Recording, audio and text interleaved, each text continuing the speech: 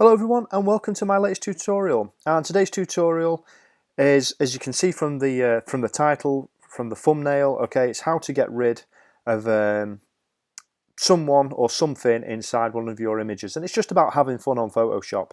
Okay, it's a little bit advanced, so I may be going a little bit too fast or talking a little bit too in depth for the beginner. So if you're brand new to Photoshop, check out my channel, go look at my other tutorials. There's loads of stuff. I'm trying to cater for all different abilities, but without further ado, I'm going to get into it. So those who follow me on Instagram or Twitter will have seen at the beginning of the season I made this Matchday image for Liverpool versus Leeds, and it's a young James Milner tackling or challenging for the ball from an older James Milner. And it was quite popular on social media. I posted it on Reddit, got quite a lot of good feedback, a lot of people liked it. I'm just going to break down and basically the main bulk of how I made this image. I'm not going to go through the whole thing, okay, but what I will do is I'll discuss how I went about creating it. And the main one was taking this image of Kurt Zouma and James Milner and basically just removing the Chelsea player. So I had an image of James Milner just tackling on his own, and then I could go and place him in. So let's get into it. How did I do it? So I'm going to get rid of that image there. And we've got our main image here, okay? So whatever it is, if it's a family photo and you want to play a trick and get rid of a brother or sister, or it's a football image or a sports image and you want to get rid of a certain player or a certain object, okay, this is how I did it. So first thing I'm going to do is I'm going to duplicate my image just so I've always got something to refer back to. So you can either drag and drop onto the new layer just there, okay, or I'm just going to press Command J, I'm working on a Mac, and it duplicates it. So got this top layer here highlighted, and I'm going to go and get my lasso tool. So go over to the lasso tool, press L, okay, hold it down. You might see the polygon lasso tool or magnetic lasso tool. I'm just going to go for the lasso tool here. Now I found it was quite frustrating, but it's better to zoom in as much as you can and have the player or object fill in the screen as much as possible. Makes life a lot easier, okay? And what I'm going to do is I'm just going to drag around as close to the player as I possibly can. Okay, I'm going to try and get as many pixels as we can.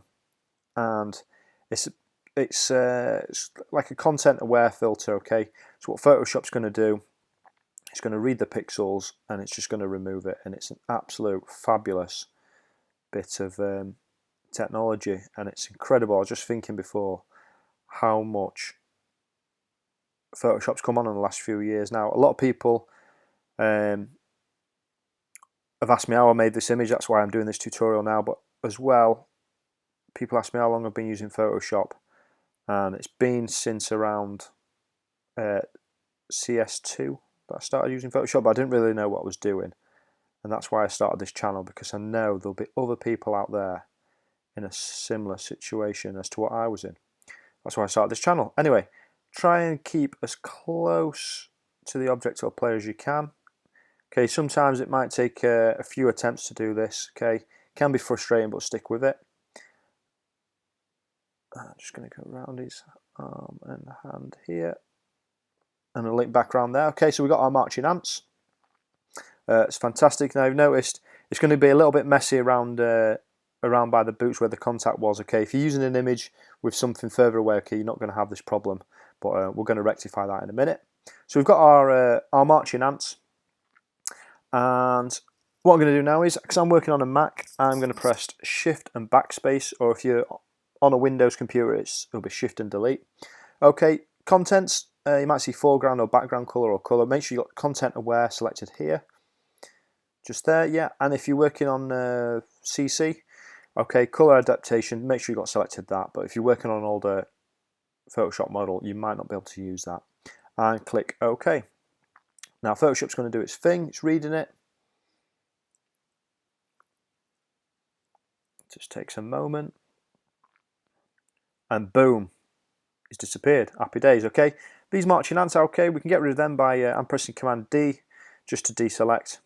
And on first impression, it doesn't look too bad around here. If I hit V on my keyboard, okay, if we zoom out a little bit, and I can hide it, we can see how much of a brilliant job it's actually done. So if we come a bit close, okay, if you want to get rid of these things, so if you zoom in, it does look a bit untidy. Okay, what we can do is we can go to what we're going to use. We'll use the patch tool. So select J, select the patch tool. Okay, and what we can do is we can just drag around something like that. Okay, go into inside, click it and hold, and drag it up. And that looks okay. Command D. It doesn't look too bad. Might just do that bit there as well.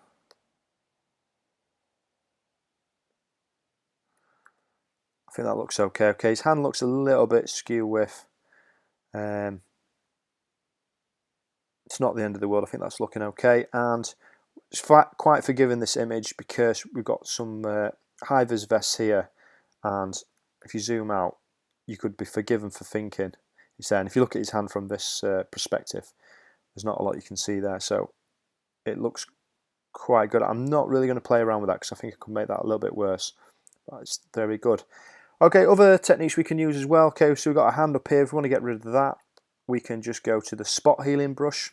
So if you've got an image of yourself in your young teenager going through teenage years with spots like I used to many years ago, okay, and you want a brilliant profile picture, the spot healing brush is for you.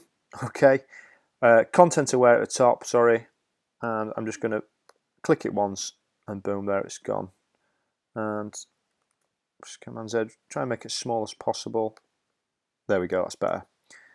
And zoom out, and that is how you get rid of the players. Now for the breakdown, so if we're all happy with that, that's the tutorial done. Okay, how I went about making this match day image. So I'm just going to get rid of this text. I will just talk you through. Just give it a second to load.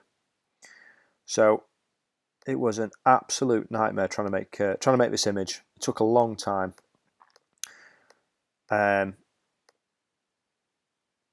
So this was our original image. I cropped it down for Instagram.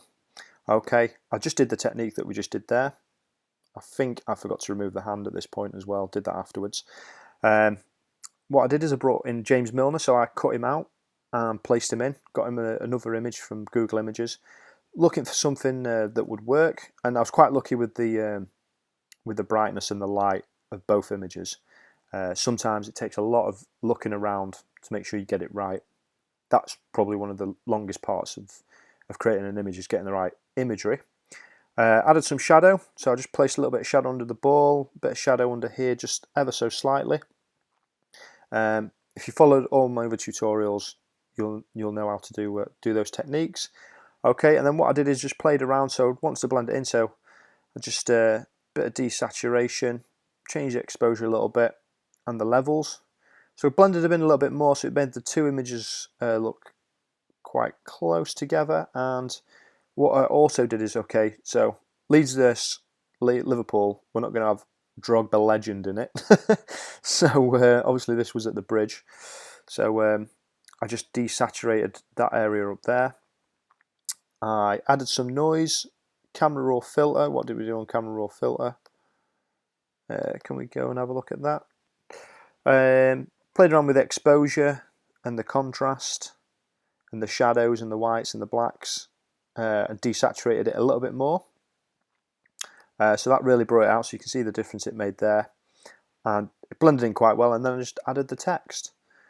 And that is the breakdown of how I created that image. There's not many layers to it, but the main bulk, the main effort, was finding the right images and being able to take objects away.